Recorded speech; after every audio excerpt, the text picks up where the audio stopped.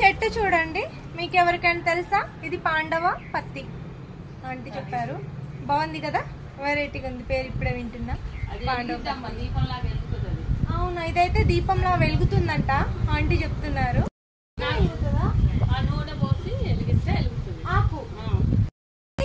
ఆకు ఆయిల్ వేసి వెలిగిస్తే దీపం లాగా వెలుగుతుందంట ఆంటీ చెప్పారు. నేను కూడా ఇప్పుడే వింటున్నా. నిజంగా కదా, బాగుంది కదా. అయితే నేను ఒకటి ఇంటికి తీసుకెళ్తాను, ఈవినింగ్ మా ఇంట్లో వెలిగించి మీకు చూపిస్తాను. ఇంకా రండి నాతో పాటు.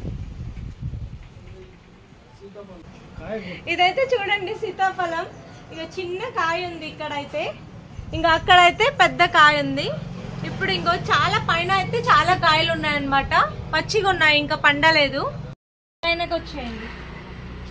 వైట్ అండ్ వైట్ డాబా చాలా అంటే చాలా బ్యూటిఫుల్ గా ఉందన్నమాట. ఇక్కడికైతే జామకాయలు చూడండి, జామ చెట్టు, చిన్న చిన్న కాయలు అయితే ఇక్కడ ఉన్నాయి. జామ చెట్టు అయితే ఎంత పెద్దగా ఉందో, మొత్తం అక్కడ నుంచి ఇక్కడ వరకు ఫుల్గా జామకాయలే.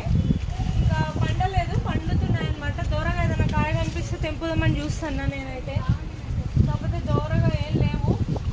ఇంకో 1 మంత్ అయితే అన్ని కాయలు అయితే బాగా పండుతాయి. ఇక్కడైతే సీతాఫలం చెట్టు ఉంది చూడండి, అట్టి చెట్టు మొత్తం అరటి గెలలు, సీతాఫలం, జామ చెట్టు, కరివేపాకు, కాకరకాయ, చిక్కుడుకాయ, ఇంకా అన్ని రకాల చెట్లు అయితే ఆంటీ పెంచుతున్నారనమాట. ఆంటీకి పిల్లలకు ఎంత ప్రేమగా పెంచుతారో చెట్లను కూడా అలా పిల్లల్లా చూసుకుంటారు. అందుకే ప్రతి ఒక్క చెట్టునైతే ఆంటీ పెట్టారు. చాలా బాగుంది కదా. సో నాతో పాటు మీకు కూడా చూపిద్దాం అనేది చూపిస్తున్నాను. మీకు కూడా నచ్చుతుందని అనుకుంటున్నాను. ఒక కాయ కూడా దొరకట్లేదు అనమాట, దూరంగా ఉంది, ఏమైనా ఉంటదేమో అని. అక్కడుంది, అక్కడికి కాదే, అగోది పడతా కావచ్చు. వద్దులు, ఒక కాయ దొరికింది, దొరికిన కాయ అయితే ఒకటి తెంపుకున్నా ఇప్పుడే. బాగుంది.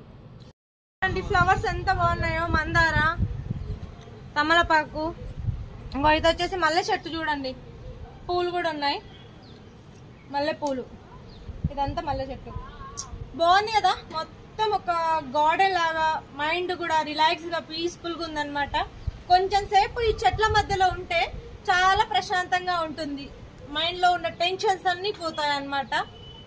నాకైతే బాగా నచ్చింది, మీరు కూడా చూడండి అందరూ. ఓకే అండి.